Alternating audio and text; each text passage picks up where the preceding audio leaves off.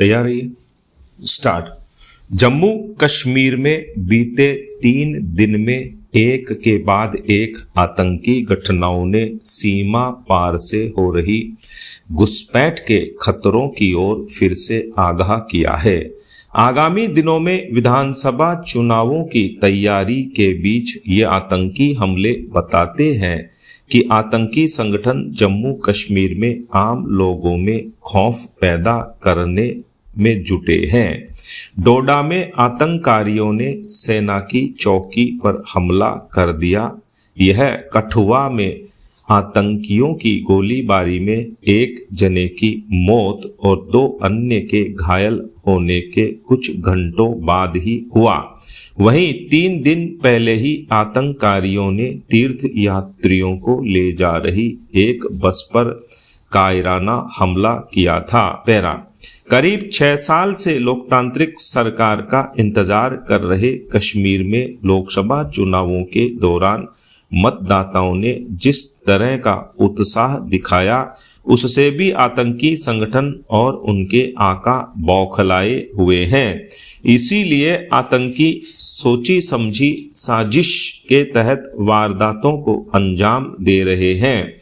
इन घटनाओं में सीमा पार की शह तो जग जाहिर है ही। ये घटनाएं यह भी बता रही हैं कि आतंकी साजिश रचकर घात लगाकर हमले करने लगे हैं। हमले भी इस इरादे से किए जाते हैं ताकि ज्यादा से ज्यादा लोग हताहत हों, जिससे डर का माहौल बने। तीर्थ यात्रियों की बस पर हमला ऐसी ही साजिश का हिस्सा थी।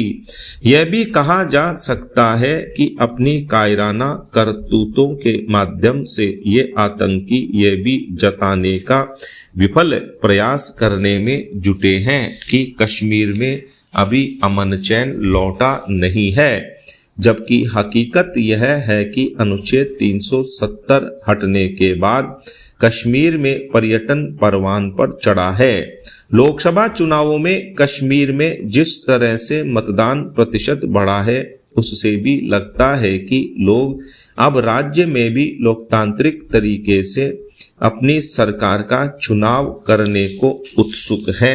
आतंकियों को सीमा पार से मिल रही मदद का अंदाजा इसी बात से लगाया जा सकता है कि इन दिनों सुरक्षा बलों को मुठभेड़ में मारे गए आतंकी के पास बड़ी संख्या में गोला बारूद, पाकिस्तान में बनी चॉकलेट और दवाइयां बरामद हुई है। पैरा। इस बात से भी इनकार नहीं किया जा सकता कि घुसपैठ कर हमारी सीमा में घुस आए आतंकियों के स्थानीय मददगार भी कम नहीं है। हमारे जवानों की शहादत भी इसीलिए हो जाती है क्योंकि आतंकियों के इन मददगारों की कमर अभी पूरी तरह टूटी नहीं है। अमरनाथ यात्रा और संभावित विधानसभा चुनावों को देखते हुए अतिरिक्त सतर्कता बरतने की आवश्यकता है। पैरा। नीट के रिजल्ट का इंतजार कर रहे विद्यार्थियों और उनके घर वालों के लिए 4 जून की रात अफरा तफरी की वजह बनकर आई। करीब 1600 बच्चों की ऊंची रैंकिंग आई। बाद में जब यह पता चला कि 100% अंक 67 बच्चों के आए हैं तो शुरू में लोग चकित हुए। बाद में उन्हें इस परीक्षा में धांधली की बू आने लगी।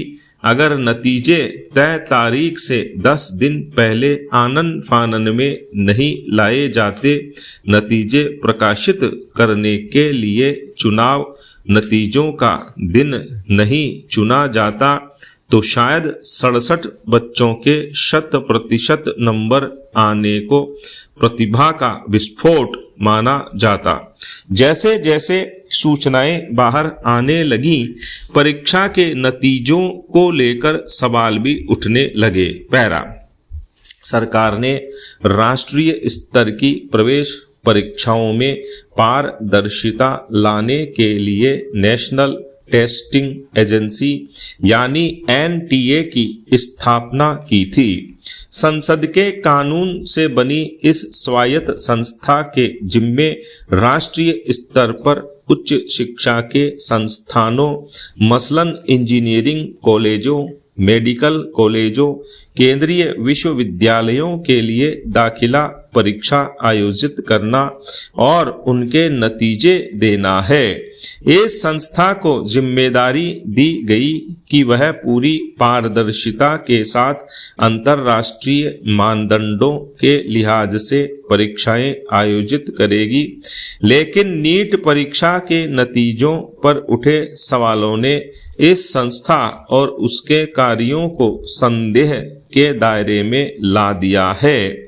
विवाद होने के बाद कुछ बच्चों और उनके अभिभावकों ने उच्चतम न्यायालय में याचिका दायर करके नीट की परीक्षा फिर से कराने और दाखिले के लिए काउंसलिंग कराने पर रोक लगाने की मांग की। सबसे बड़ी अदालत ने इन मांगों को स्वीकार तो नहीं किया, अलबत्ता टिप्पणी करते हुए एनटीए से जवाब मांग लिया है। सुप्रीम कोर्ट ने अपनी टिप्पणी में माना है कि परीक्षा की पवित्रता प्रभावित हुई है। इस संस्था के प्रमुख प्रदीप जोशी देश की सबसे संवेदनशील और सर्वोच्च परीक्षा आयोजित करने वाली संस्था संघ लोक सेवा आयोग के अध्यक्ष रह चुके हैं। उन्हें नियुक्त करते वक्त यही सोचा गया होगा कि संघ लोक सेवा आयोग जैसी पवित्रता वे एनटीए में भी बनाए रखेंगे।